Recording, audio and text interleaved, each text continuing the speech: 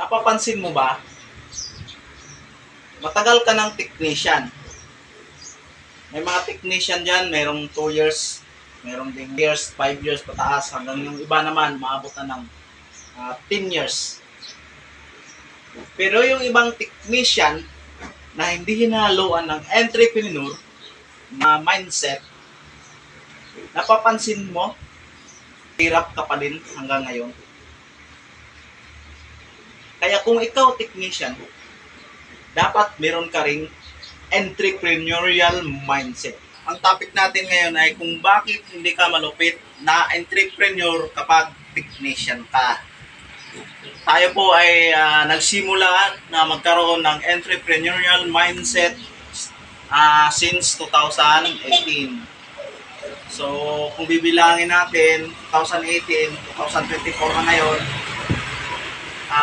meron ng mahigit 5 taon yung ating pagiging entrepreneurial mindset. Ang entrepreneur ay isang problem solver. Pero ang binibigyan ng solusyon ay ang isang negosyo.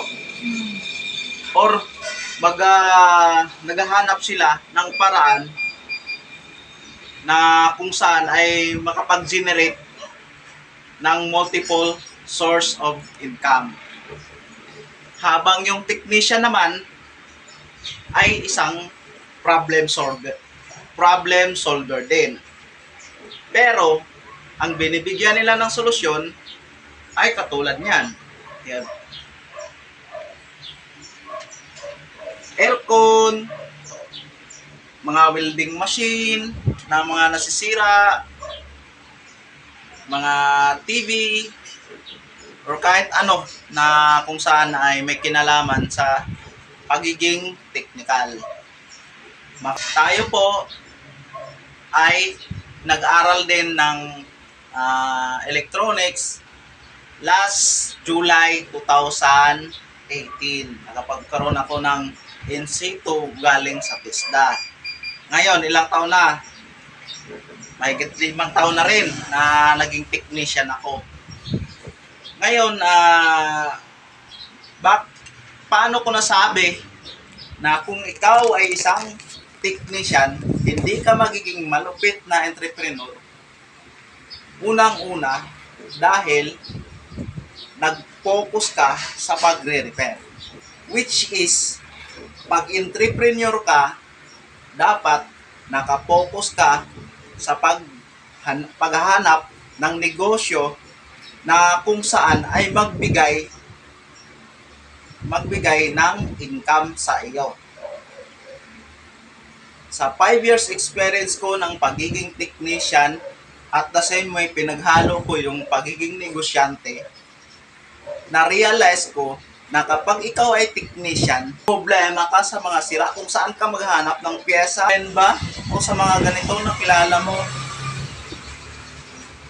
Napansin ko rin na pagiging technician ka, ang unang-una mong problema o pinaka most common problem ay yung pagkakaroon ng back job.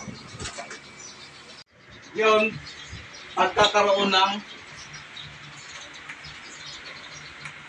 back job. Yan yung pinaka number 1 na problema kung ikaw ay isang technician. Kahit gaano ka kabitirano, kahit gaano ka ka-expert, nagkakaroon ka pa rin ng back job. Ngayon, kung halimbawa nagkakaroon ka ng back job, maaari mo bang ipagpaliban muna? Hindi. Kasi ang mangyayari, kung nagkaroon kang ng back job, nagreklamo si client, si customer, natatakot ka na masira yung pangalan mo at ang mangyayari, ipopost ka sa social media. Iba na ang panahon ngayon. So, kailangan na priority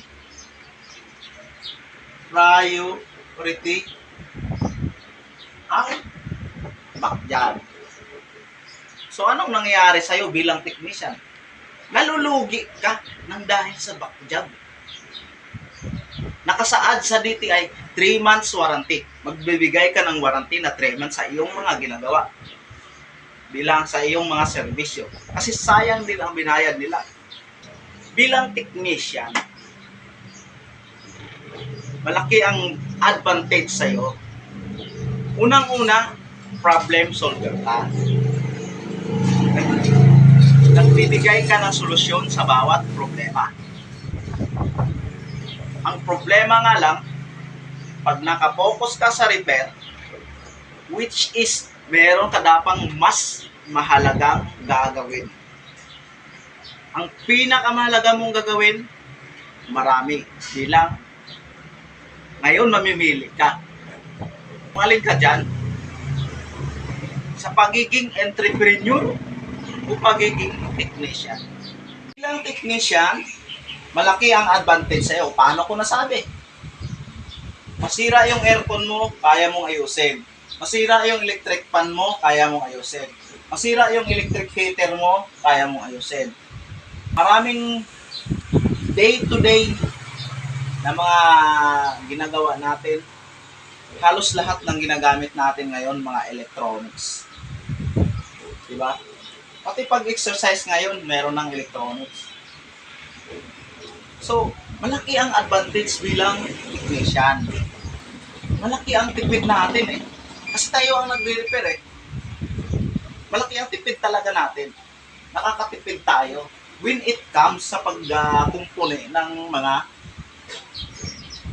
component. Problema, kapag technician ka, sa mahigit 5 taon kong experience na yun, napapansin ko sa larangan ng refrigeration and air conditioning sa amin, na-realize ko na darating pa ng ilang taon, tingin ka magkakaroon ng stable na kumbaga na negosyo. Napapansin mo ba? Matagal ka ng technician. May mga technician dyan, merong 2 years, merong ding maabot na ng 3 years, 5 years pataas, hanggang yung iba naman maabot na ng 10 years. Pero yung ibang technician na hindi hinahaluan ng entrepreneur na mindset, napapansin mo, mahirap ka pa din hanggang ngayon. Kaya kung ikaw technician, dapat meron ka ring entrepreneurial mindset or pagiging negosyante na pag-iisip.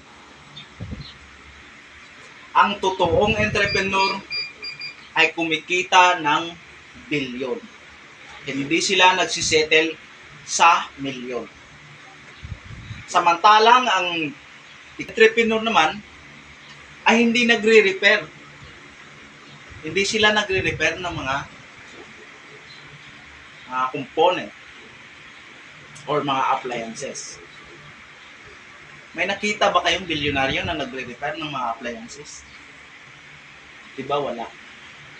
Nag-focus sila kung saan magkakaroon ng multiple source of income. Ang totoong entrepreneur ay mayroong mahigit 5 source of income.